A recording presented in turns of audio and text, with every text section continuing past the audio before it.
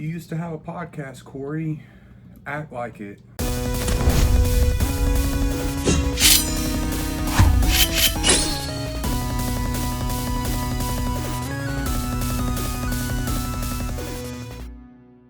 Hello everybody, welcome back to Gridlock Studios. My name is Corey and I make comics and games.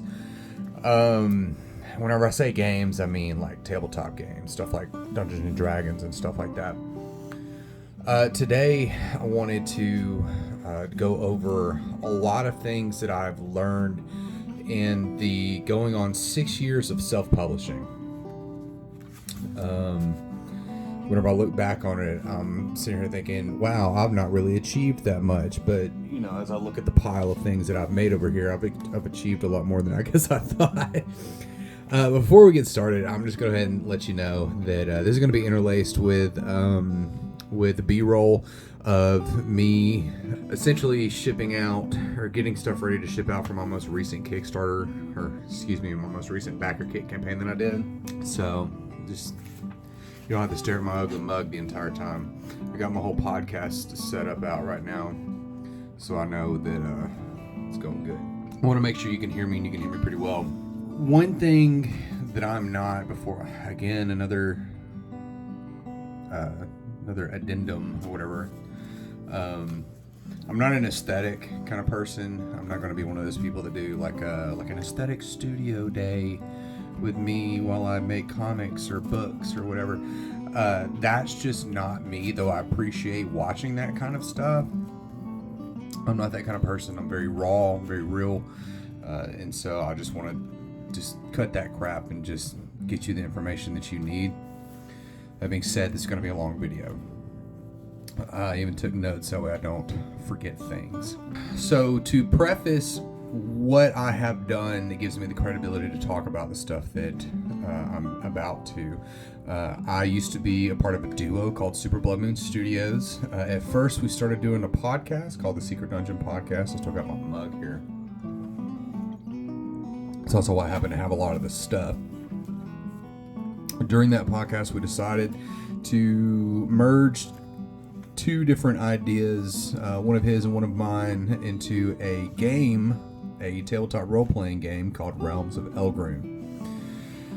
During that time, I wrote a lot and self-published, I think, 7 different books. So there was the Core Guide 1, Adventure Zine 1, there was Adventure Zine 2, the second Core Guide, there was Father of Nightmares. And all right, so that's 5 books right there just for Realms. And then, of course, I had several trifolds that we did for it, which I don't have those labeled out over here. I'll show those here. Actually, no, I'll show them a little bit later. And then I made a zombie game called Extinction. That one was more my baby than our baby. And then we decided to split ways, and we went our own separate ways. And I decided to go on still doing this kind of stuff because I think it's fun. And I was kind of going the route of doing more games and whatnot, but I've kind of found a love for making comics here recently, and so I'm kind of going in that direction a little bit right now. Well, I can definitely tell you that writing everything is the best part. There is nothing as fun as the writing and the creative process of actually writing these things and putting them down on paper and seeing it slowly build into something that it goes from idea to a tangible item, right? The biggest bit of advice that I can give you whenever it comes to writing or making some kind of project, finish your project. I was always the kind of person where I would start stuff and I wouldn't finish things, and I wrote the starts to many stories and the starts to at least one game way back in the day, and it just didn't go anywhere. I didn't actually finish it,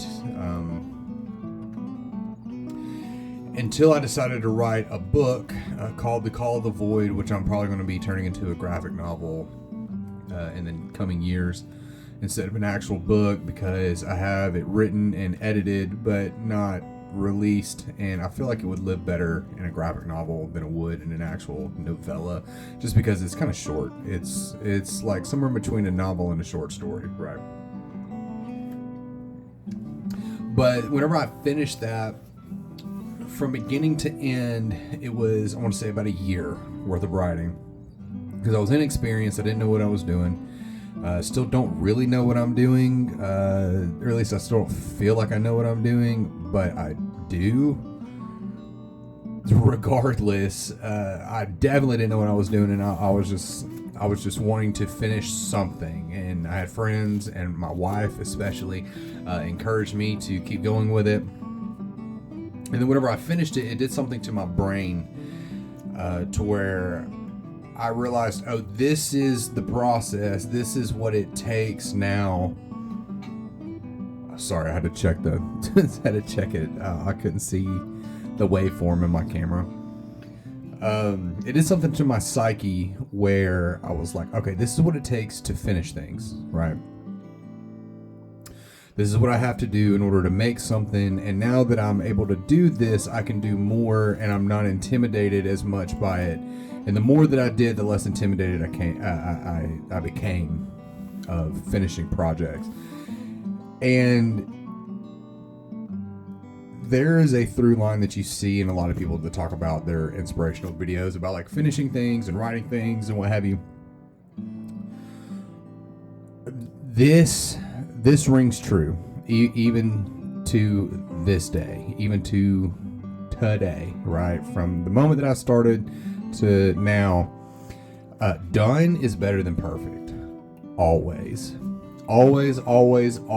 done is better than perfect. And you are never going to look at something that you made, and I want you to look me dead in the eye whenever I say this. You are never going to look at a creative project that you made and be 100% satisfied with it. You never will. There is something that I hate about all 7 books that I've made, that if you flip through it, you wouldn't be able to see it, because you didn't make it. I did, right? You'd probably look through it and be like, wow, this looks pretty cool, or okay, this is not really my vibe, but whatever. Or you'd be like, yo, dude, this sucks. Nobody is going to hate it more than you do. I can guarantee you that. Nobody's going to hate it more than you do. And no one's going to see everything wrong with it more than you do. And you must put that part of yourself aside and realize, no, this deserves to live because I made it, if for nothing else than to sit on my shelf. So, done is always better than perfect, and it's okay for it to be 70 to 80% of what you had in your head. Because whenever somebody looks at it, they're not going to see what you saw in your mind, right? They're going to see what you made. And they're going to judge it based off of its own merits, not what's in your head. I hope that makes sense. It's kind of like with art. I heard here recently, I say recently, it's several months ago by now, is that your art, if you are an artiste, is about 3 months behind what it is in your head. 3 years behind what it is in your head. And that's okay. There's nothing wrong with that. But with that, instead of you thinking, oh man, that's such a Sisyphusian, wow, that's a $10 word. That's such an arduous task to have to keep doing that. I'm going to drop another little nugget on you. That time's going to pass regardless. And you're going to blink and it's going to be 3 years later. And you can either blink and be holding a book, or you can blink and be holding resentment that you wish you would have made a book. A lot of times people will think that they have one idea. They have one idea and that's it. And they're not going to be able to go and make anything new. They're not going to make anything better than that. And I can tell you that that is not true. That is not true at all, because by the time you get done making your thing, you are going to have other things come to mind. I promise you this. And if you don't believe me, finish your project and then tell me that you're tapped out creatively. I'll call you a liar. Whenever it goes to building your project, I'm going to skip around on my notes a little bit. Whenever it goes, all right, the writing is actually done for said project, and you move to the assembly of it, turning it from words on paper or words in a document, there are a few things that you need to consider, and that is what it's going to look like. That is a mouthful in itself, because say you're making a tabletop game.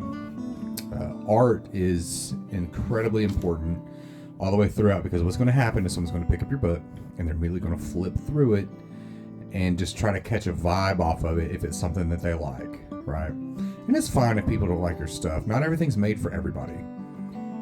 But you need to be willing to accept that and just be okay with rejection, because whenever you get rejected, that doesn't mean that it sucks. It means that it wasn't for them, and that person's not your audience. It's just that it's just the short of it. But whenever I talk about art in itself, whether you're doing a novel, a novella, a comic book, or a tabletop role-playing game, art is expensive.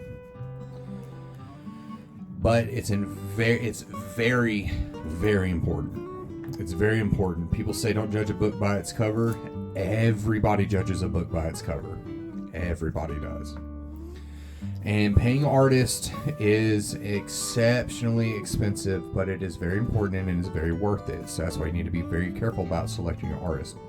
When we did Realms of Elgrim, the first edition of it, I think we spent about $6,000 on art itself. And I'll tell you this much, it was not enough. And this is going to go on a little side tangent, but just bear with me. This was before the war on AI art started, and it was just a two-man team funding this out of our own pocket and doing the absolute best that we could. And so we kind of just like filled the gaps with some AI art, and that bit us so bad. That was probably the worst decision that we've ever made.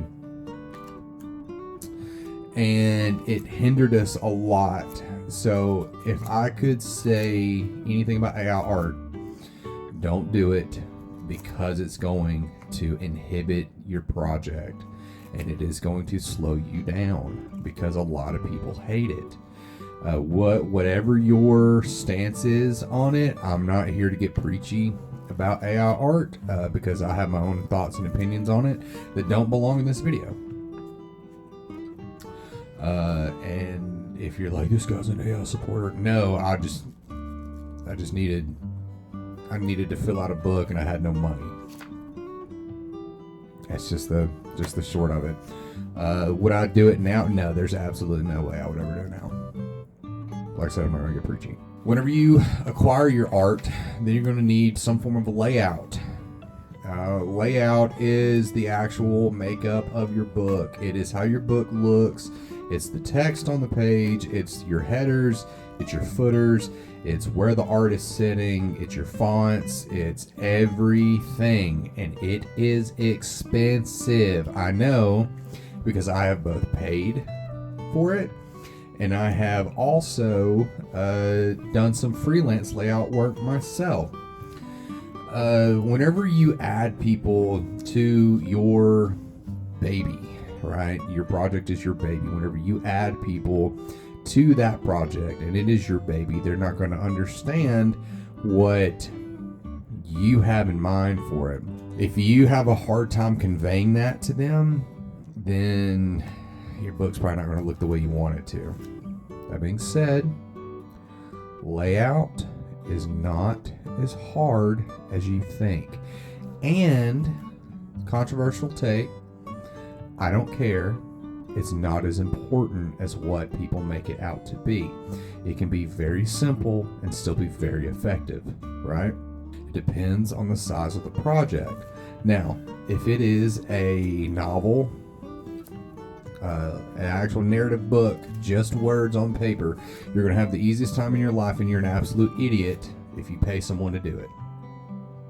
You're an absolute idiot if you pay someone to do it, because it is not hard to figure out, and it is free.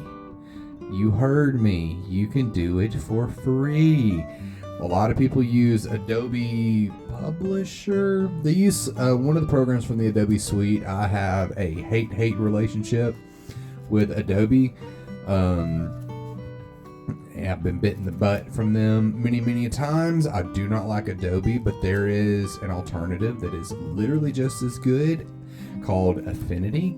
And I'm not a paid sponsorship. There's no paid sponsorships about anything that I talk about today, but I will talk about the things that I use probably in a loving manner, because I have been around the block a little bit and realized that I can just do all this kind of stuff myself.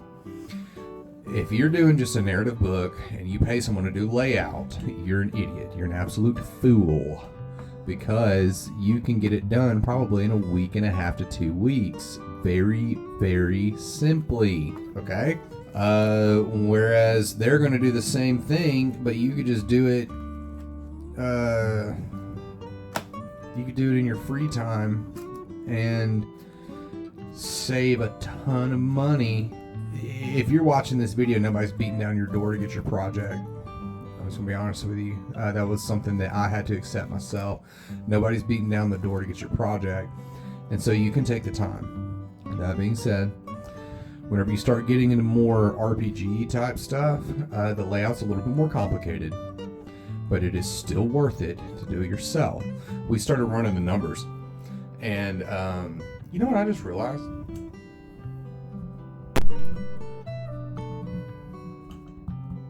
This microphone's backwards. Wow, dude, what an idiot. What an absolute idiot. Anyways, what we realized is that the money to create a project, whereas if you do everything yourself, art, layout, and publishing, it cuts it down to maybe about 15 to 20% of what you would pay if you outsourced. And yes, it's more legwork, but I promise you it is worth it, and it's good to learn. It's good to do it because you'll learn stuff about book sizes, bleeds, margins, etc. You can do your own layout for cheap and for free if you want to. So say you go and you do all that nice fun stuff, and it comes time to get eyes on your project. I'm going to talk first about non-crowdfunding and then talk about crowdfunding for this. So non-crowdfunding, I have talked to several people high up in the independent tabletop role-playing space. Whenever you go to these conventions like we have, this is not any kind of like gloat or anything, I promise you. Like in my mind, it sounds like a humble brag. It's totally not, because I went to them looking for information for what they did that we could do to get to their point, right? To where they're doing this full time, right? And so I was just a sponge soaking up all the knowledge that I could from them. And this is what I found out, and it rings dead true, okay? Whenever it comes to getting eyes on your project, there are several routes that you can take.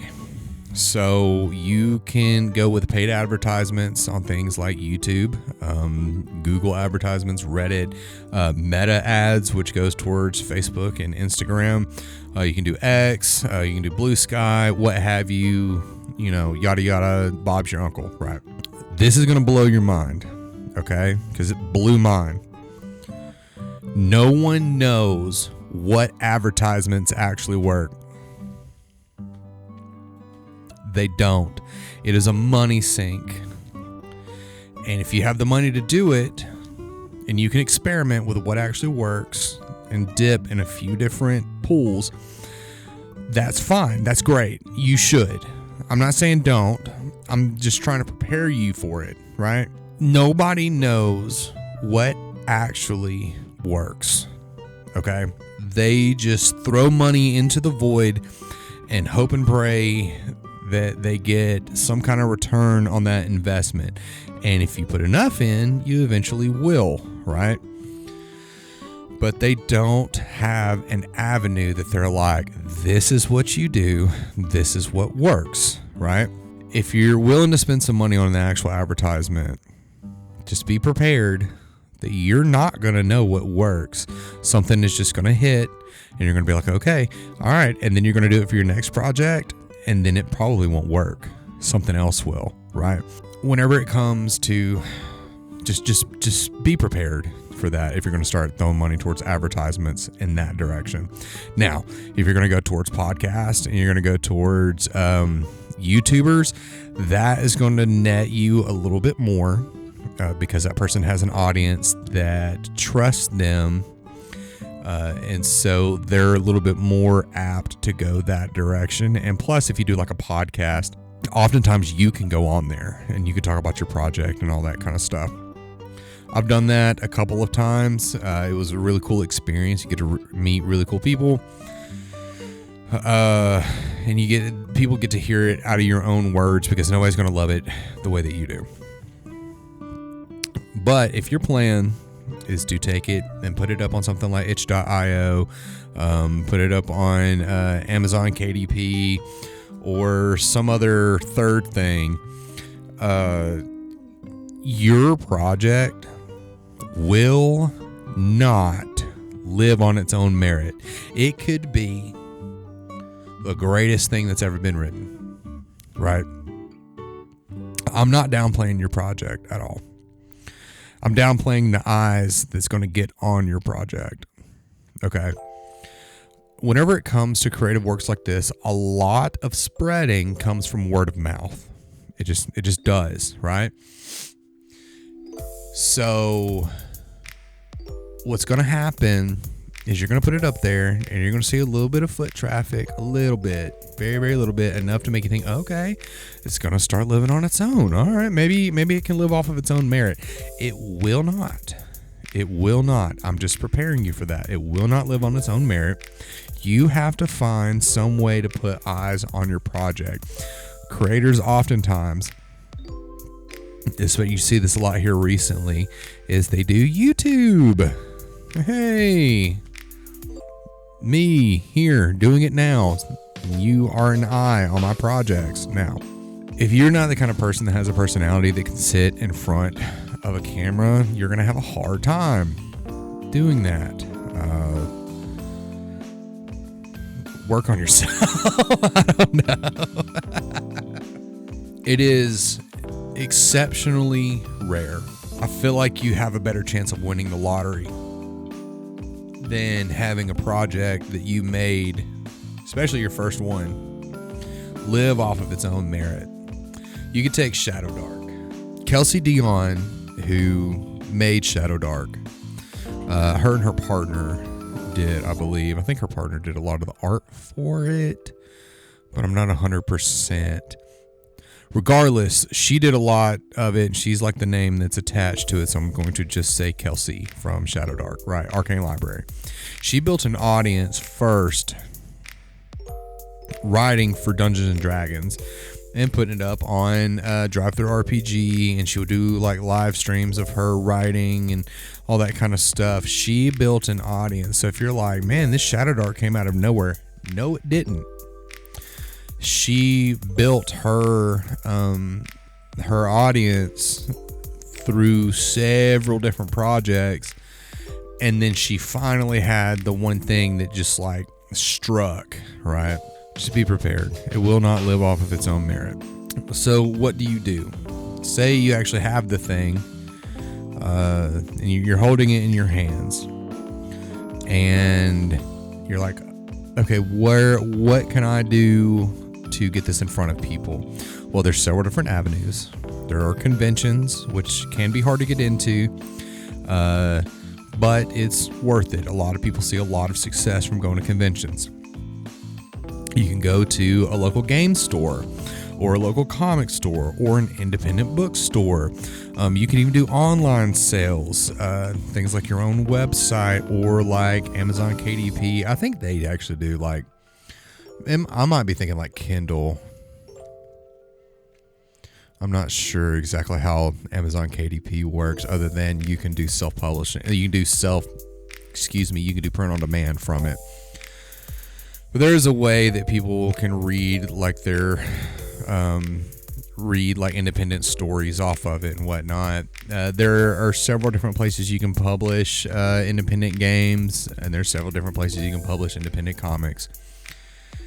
They all work and they all don't work. It's all in how much work you're willing to put in to get eyes on it. But if you're going to do anything with physical sales, just know that you're not going to get 100% of the profits if you go with a print-on-demand service. And then oftentimes I've heard that the quality is lacking on print-on-demand, okay? But you can go through things like Mix'em, Book Ninja's another one. There's obviously Amazon KDP. I think BookBaby is another one. Lulu is another one. I go through Mix'em. It's simple. It's easy. There's not a lot of fuss to it. And I've had a lot of good success with their quality. I've been very pleased with it. And I've done everything from trifolds to hardback books of many different sizes. And as a matter of fact, let me show you now the projects that I have. This is in no certain order. Actually, I probably should try to put it in some kind of order. This is Realms of Elgrune right here. This is our tabletop game that we made. Right in here in this box are a ring-bound version of the book. We played Daisy Chainsaw one time and absolutely loved that book, and so we made our second edition, which is also in hardcover, into a ring-bound, and did several zines. We've got a couple of the zines right here that we've made. Father of Nightmares and Adventure Zine 2. Down here is the original core guide that we did for it. And then, of course, Adventure Zine 1 is a little bit farther down inside the box. Right here, Adventure Zine 1. Okay. I've done several zines for Realms of Elgrune. All of it's printed through Mix'em. Hardbacks printed through Mix'em. I've done 2 different other games. This is for Elder's Keep. It's an RPG for kids. You can see it right there. And then Extinction. This is a zombie survival role-playing game. Then, of course, my comic that I did. Here is the hardback deluxe version that was crowdfunding exclusive, and this is what's actually going to be sold, the paperback. So, if you're doing physical sales and you are looking to do like conventions and whatnot, you're going to have to try to price competitively. Whenever you start getting into this stuff, you're going to look at how much it takes to print something like a Shadow Dark, and you're going to look and you're going to think, why in the world is it so expensive if you can print it for that cheap? Something to think about. If you're going to do online sales, you've got to find some other way to get eyes on your projects, right? If you're doing something like drive-through, or you're doing something like your own store, like your own online storefront, You're going to have to get some kind of domain. There's several different website hosting places that you can go through. There's an awful lot that you can do. But building a community is very important. A community around your project. If you're looking to do these kinds of things, you got to have some form of community starting to form. And it will slowly amass and slowly get bigger and bigger and bigger and bigger and bigger. Whenever we were doing Realms of Elgrun, we had actually started to have a community starting to form, but then of course we had the issues with the AI art in the books, and it hindered us, and then we didn't put out a whole lot for a long time because of that, and we were trying to fix it with our second book that we did, the hardcover that you just saw. And so it died actually before we split. That means that we did not cultivate it. And we did not participate in it like we should have. That was our fault. If you have a community that is growing, you had to better participate in it or it will die. I know this from firsthand experience. I already talked about small creators and podcasts, so we can move on to crowdfunding. Okay. There are several avenues, not just Kickstarter, that you can go for self-crowdfunding. What I'm going to tell you, I have it farther down, but what I'm going to tell you first is this. Be careful going with a fulfillment company. We did this, right? And I'm not going to name the name. I'm pretty sure you could dig and find out, but I'm not going to name the name because this place is litigation happy now. And it bit us so bad. It was so bad, right? Now, that came from the head of the company and not the people that we worked with directly. Especially this one person that we worked with directly is a friend now, even still, and I go to him for advice all the time and would recommend anybody working with him if they could, because he went working with a different company that if you're in the independent tabletop sphere, you've definitely heard of the game that they make. But I'm not going to talk about it because, like I said, litigation happy, and I don't want people to be able to connect anything. That being said, he was really cool. 10 out of 10 would work with him again for the rest of my life if I could, because he was such a good guy. The person that he worked for, we got taken advantage of, and then when we ended up pulling out of working with that company, they still have 100+ of our Realms of Elgrun books, which, I mean, they can just throw them away now. We don't even make it anymore. That they never sent us. So, I mean, really, what are you gonna do? So, like I said, if you go with a fulfillment company, be careful. It makes everything easy, and it sounds nice. I promise you, it sounds really good, but you had better do some research, and you had better talk to other creators that they have worked with and see what their experience was before you sign that contract. Okay? And read every word of that contract. We did, and it's how we were able to pull out so easily. Okay? Do not get swindled, because there are people out there trying to take advantage of small creators, okay? Crowdfunding in itself is a very good advertisement, but it's not always the best in monetary gain, okay? It is very good to get your name out there because people go to crowdfunding all the time. I heard it best put that people go on Kickstarter like they're walking into an LGS, a local game store, and they're looking for what's flashy and what looks cool and all that stuff, and they throw money at whatever they think looks sick. If you're one of those people, you've done it yourself. I've done it, right? There's nothing wrong with that, okay? I'm not saying that there is, but what I am trying to say is that it's a good way to collect an audience, to collect eyeballs, to collect emails for a mailing list. That is also very important for advertisement, right? That's a good way to build some form of foothold or brand, right? And that's getting into other things that I was going to talk about a little bit later. But it's a good way to do that, right? And don't be afraid to start small, okay? Not everybody's going to have the $1 million Kickstarter off the jump. If you are, you're insanely lucky, right? It's like winning the lottery.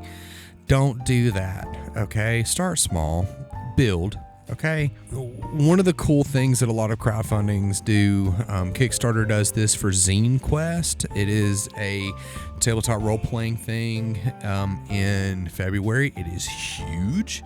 If you don't know about it, you should. It's very, very cool. We've done several things for Zine Quest, and I would do it again for Zine Quest, okay? As a matter of fact, if I end up doing anything for Extinction, I will do it probably for Zine Quest, right? Another little tidbit, do not launch on any day other than Tuesdays, and January and December are a wash. Do not launch on any day in December or January unless you have a serious foothold of a brand, okay? It will crash, burn, and die, okay? It's holidays, people are spending money, and then in January, people are trying to recuperate money. February, on the other hand, people are ready, okay? That's whenever Zine Quest starts. It starts in February. Backer Kit did one. That's where I ended up doing my comic through Printopia 2025.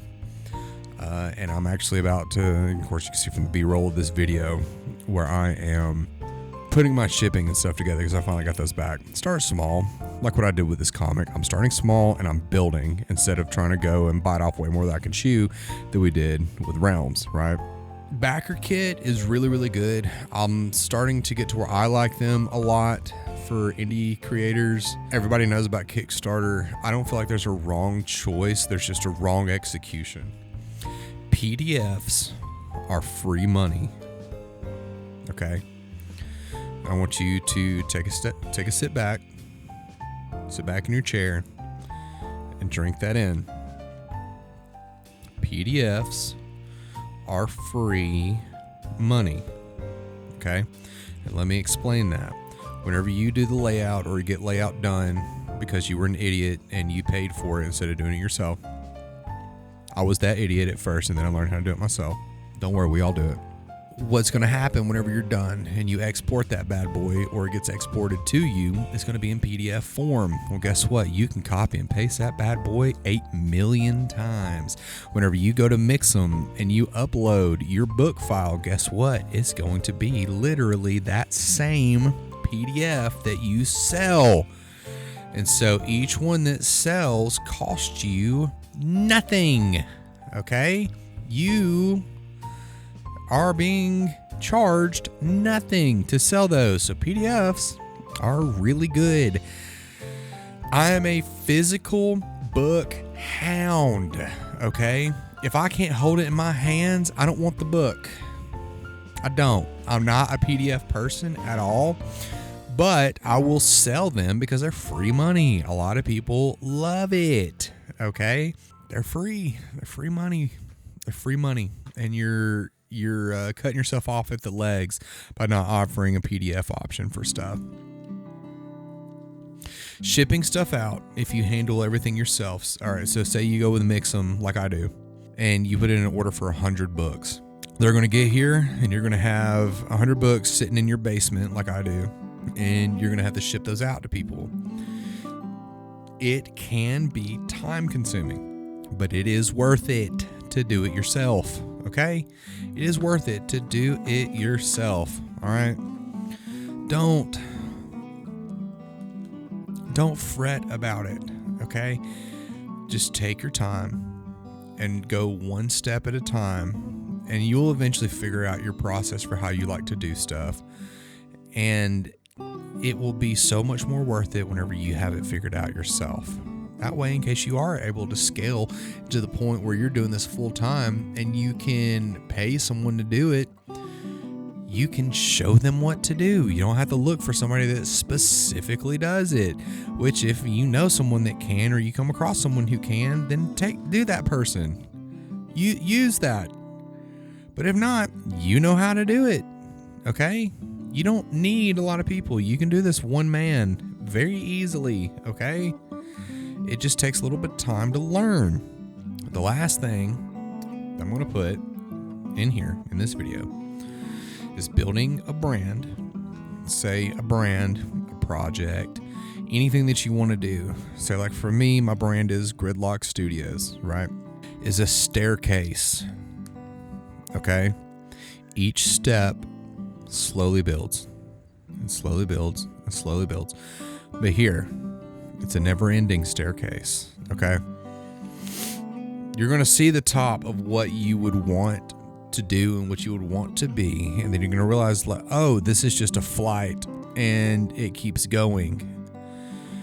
Don't want to keep going, and you keep going up and up and up and up.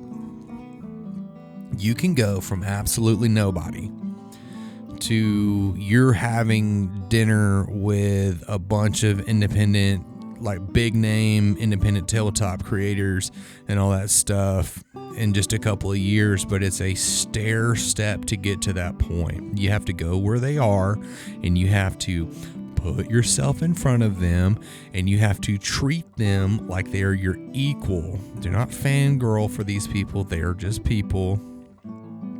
I remember a little tangent, since we're already forever long into this video. I remember going to conventions a bunch and meeting celebrities. After, I think, my second one that I met from pop culture media, because I'm a huge pop culture fan. I love a lot of horror stuff. I go to a lot of conventions and have gone through a lot of conventions in my lifetime. Whenever I would get up to talk to these people, they're just people like you are, like I am. So if you get the chance to go and you talk to Kelsey Dion, who makes Shadow Dark, or you get to go and you talk to Brandon Sanderson, who makes Stormlight Archive and whatnot, do not fangirl, because they will never take you seriously after that. Okay? They're just a people. Brandon Sanderson is just a guy. But don't be like, oh my God, you saved my life. You know, don't do that. Not if you're trying to be a creator yourself. Just be like, man, I appreciate your work. How was it making it? You know, ask them questions like that. You know, how long did it actually take you to write your first one? Or what did you do to get it in front of people? You know, what actually worked for you? You know, ask them like legitimate questions. Don't be like, who was your inspiration for, you know, I don't know, Batman. I don't know. Regardless. And what's going to happen is they're going to know you. Whenever stuff happens, they're going to either refer people to you, or they're going to holler at you and be like, hey man, do you want to do some freelance writing for this project that I want to do? Or, you know, and it will slowly stair step, and you'll stair step in knowledge, and you'll keep going, and you'll keep going, and you'll keep going. But it's slow. It's a slow staircase. So don't measure success to be like some kind of meteoric rise. It is, in fact, a grind, okay? And if that intimidates you, then maybe you shouldn't do this kind of stuff. I'll be the first one to say it. A lot of people will just be like, oh, you can do it, you can do it. Not everybody can. Not everybody can, okay? But that's fine. That's fine. But if you got the stomach for it, okay, it is fun, it is rewarding, and it is worth it, okay? I'm not going to sit here and act like every day that I come down here and I sit at this computer and I do layout, or I draw up my iPad, or I write. I actually do a lot of writing on my phone, believe it or not, because I got Google Docs and I can go between different computers with it.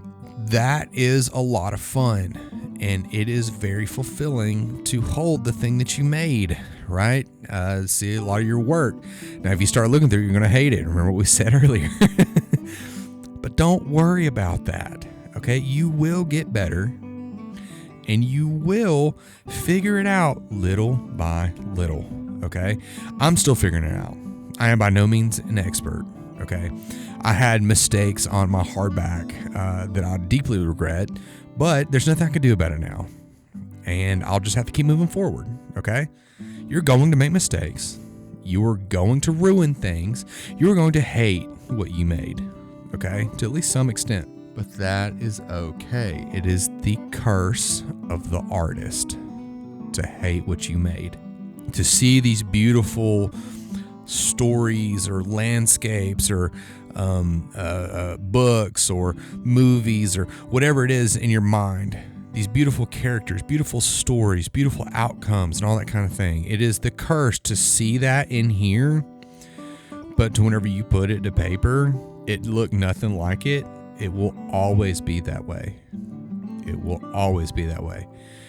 But you can slowly strive for perfection to get it to that point, okay? And that part is actually a lot of fun if you let it.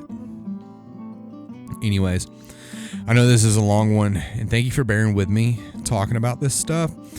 I can talk about this kind of thing for hours.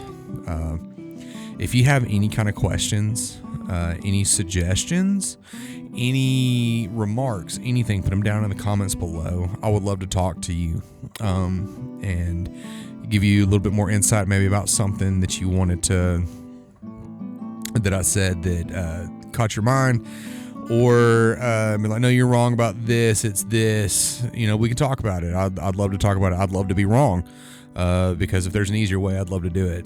So yeah, I have been Corey and you have been you. Thank you for stopping by Gridlock Studios, and check out some other small creators, because this kind of stuff is hard. It's not easy, but they are having fun, and any kind of kind words that you can throw towards somebody is like crack. They just like feed off of it for days and days and days, and until eventually you get to where you're so big that where it just happens all the time and you don't really pay attention to it. But some people are worth it, man. Some people are worth being like, hey man, I really enjoyed this project. And I try to, whenever I read like indie comics and stuff, if I really liked it, I try to get in there, because this is another one. Last little bit before we go. People, you are only going to hear from people that didn't enjoy your thing. 9 times out of 10. Every now and then you're going to see people that enjoy it, and they're like, hey man, I really like this thing. It's really, really cool, right? That's rare for small creators. That's very, very rare. What you're going to see more of is people that hate it and are going to be a jerk to you online, which I don't understand that. I feel like those people are just jealous that you're actually making something and they're stuck being an idiot chud at home. That being said, I lost completely what I was talking about. What was I talking about? Dang. Oh well, don't be an idiot chud on the internet, okay? But yeah, I've been Corey and you've been you. And we'll see you next time at Gridlock Studios. Make sure you like and subscribe, do all the nice fun stuff that gives me the good brain chemical and whatnot if you enjoy it. And if you hate it, let me know. I'd love to know what you thought. Anyways, we'll see you guys in the next video. Goodbye.